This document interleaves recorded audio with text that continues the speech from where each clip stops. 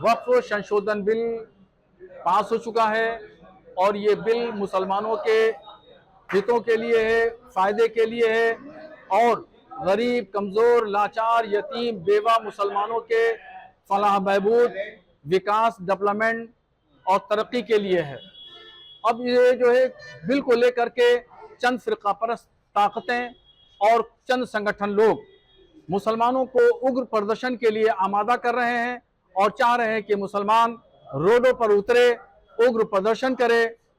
तो देखिए, धरना प्रदर्शन करना, एजिटेशन करना, यह हमारा जमहूरी हक है, मगर अमन शांति को बहाल रखना, अमन आमा के तहत धरना प्रदर्शन करना कोई बेजा नहीं है, जायज है। मगर जो उग्र प्रदर्शन और रोडों पर नौजवानों को उतारने की बात की जा रही है, ये जायज नहीं ठहराया जा सकता। आपने देखा होगा कि 2019 और 20 में सीए कानून जब आया तो उस वक्त भी चंद लोगों ने, सियासी लोगों ने उग्र प्रदर्शन पूरे देश में, प्रदेश में कराए और यहां तक कि शाहीन बाग का धरना महीनों चला।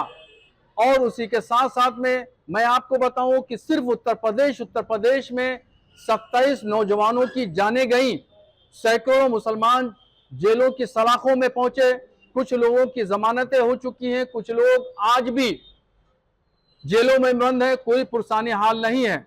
इसलिए मैं तमाम मुसलमानों को, आप लोगों के मीडिया के माध्यम से यह अपील करना चाहता हूं कि उग्र प्रदर्शन न करें, रोडों पर न उतरें और अगर धरना प्रदर्शन करना है तो अमन शांति के साथ करें, किसी की अफवाह पर ध्यान न दें, किसी के डरावे, बहकावे और भड़काने में ना आए।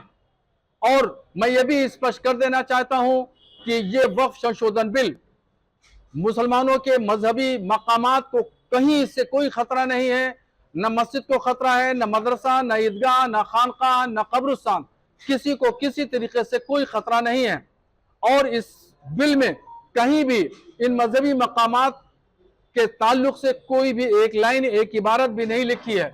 गवर्नमेंट इन तमाम मजहबी मकामात को कोई भी इंटरफियर नहीं कर सकेगी, जैसी पोजीशन है ऐसी ही पोजीशन रहेगी। और इससे मुसलमानों के जन कल्याण के काम होंगे। जिन भूमाफियाओं ने वक्फ बोर्डों से साठ गांठ करके करोड़ों की जमीनों को रेवड़ियों के भाव बेच डाला, नाजायज कब्जा किए, वहां से होने वाली आमदनी अपनी पॉकेट में रखते रहे, अब इस वक्त के बिल के जरिए उस होने वाली आमदनी का इस्तेमाल गरीब, कमजोर, लाचार, यतीम और बेवा मुसलमानों पर होगा। और ये जो वक्फ बोर्डों में करप्शन है, इस करप्शन का खात्मा होगा और जायज मकसद में ये इसका पैसा खर्चा किया जाएगा।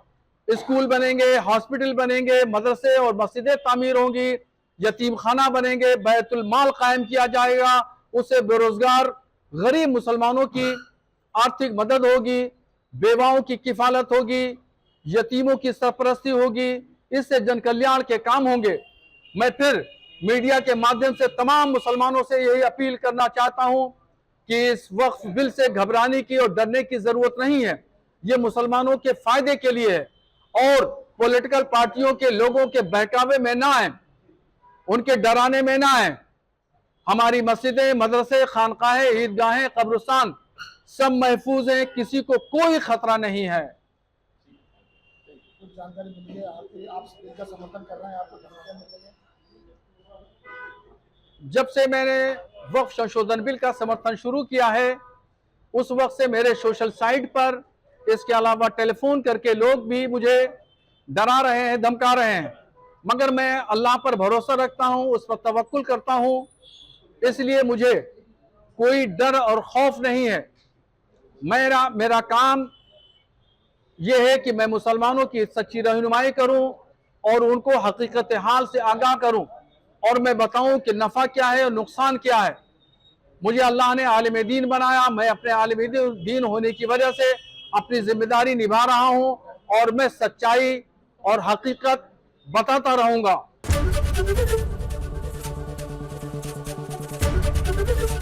एबीपी गंगा, खबर आपकी, जुबान आपकी।